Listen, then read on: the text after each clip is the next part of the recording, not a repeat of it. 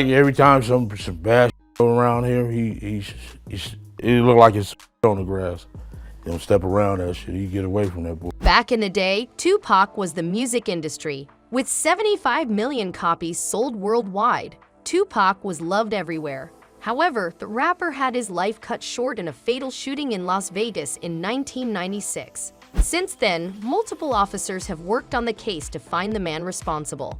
With 3 decades of investigation, turning up nothing, fans had almost given up hope. But what do you know? There's good news after all. After years of efforts, Tupac's murderer, Keefe D, is now behind bars. With memories fading, the murder of rapper Tupac Shukar seemed like the music industry's ultimate cold case. Until now. Despite the arrest of the century, the investigation is far from over. With nothing left to lose, Keefe D is spilling all the tea. And surprisingly, he brought up Diddy's name and blamed him for the famous musician's murder. Just what did Keefe tell the police? Did Diddy do it? Mike Tyson sure thinks so because he gave Diddy a piece of his mind. Just what did he say? Welcome back to Celebrity Fix, where we will be talking about how Mike Tyson went off on Diddy after new evidence revealed that he ordered Tupac's murder. But before we give you the deets, make sure to give this video a big thumbs up and subscribe to the channel for more videos. Back in July, Keefe had everyone's attention when he went and took Diddy's name in Tupac's murder investigation. Keefe was not okay with the fact that Diddy had something to do with the murder, and yet he was out there roaming around like a free man. Keefe and Diddy first met back in 1991 when Diddy was doing an Usher video at the time called Can You Get With It? He wanted to borrow one of Keefe's cars for the shoot. Keefe, of course, let him borrow one of his Hot Wheels, but it didn't really go well because Usher left a big dent in the door by dancing on it. They ended up taking the car to the mechanic who told them how the car needed a new paint job. Though Diddy paid for the damage caused, Keefe thinks that he should have never interacted with the rapper. He said, if I wouldn't have ever met him, I wouldn't have ever been involved in this bullshit. I would have never met the brother. I never would have been involved in this bullshit. Me and Shu, we played on the same Pop Warner team and everything.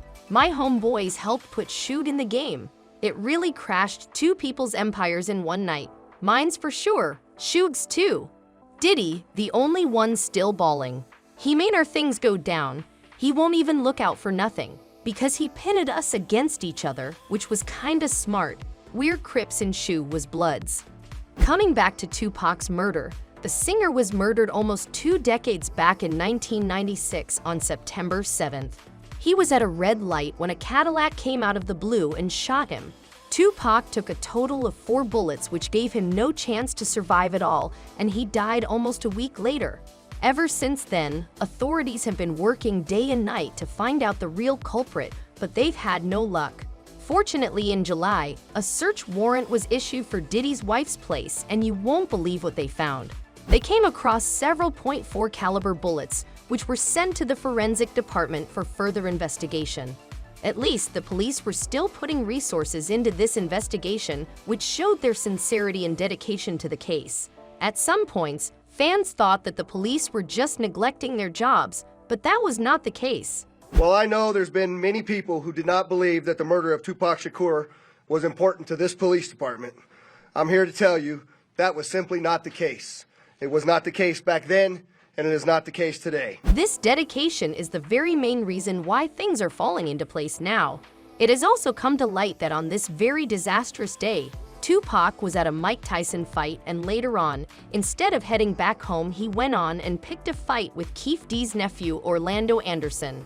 The spark that night, they say, was a beating doled out by Shakur on Davis's nephew, with Shakur seen kicking him on security video at the MGM Grand Hotel. It recently became public that the two of them had some sort of fight going on, and Tupac decided to set things straight that very night with Orlando. When the fight of the video got public, the police held Orlando responsible for Tupac's murder, but he was shortly declared innocent.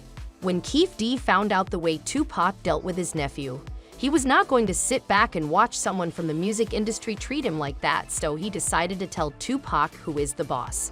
At the same time, word had spread amongst members of the Southside Compton Crips of what had occurred inside the MGM, and then that's when Dwayne Davis began to devise a plan to obtain a firearm and retaliate against Suge Knight and Mr. Shukar for what occurred inside the hotel against Mr. Anderson. The funny part is that no one else is talking about the murder except the man himself. He even wrote a tell-all memoir in 2019, which was enough for the authorities to suspect him. Mr. Davis's own words reinvigorated our case in 2018. Keefe had written about how he was in the first seat of the car that shot the famous singer down. He said, "We couldn't let no record company studio gangsters do us like that. Had they lost their effing rapper minds? Shug and his boys committed the ultimate disrespect when they kicked and beat down my nephew Baby Lane in a video seen around the world."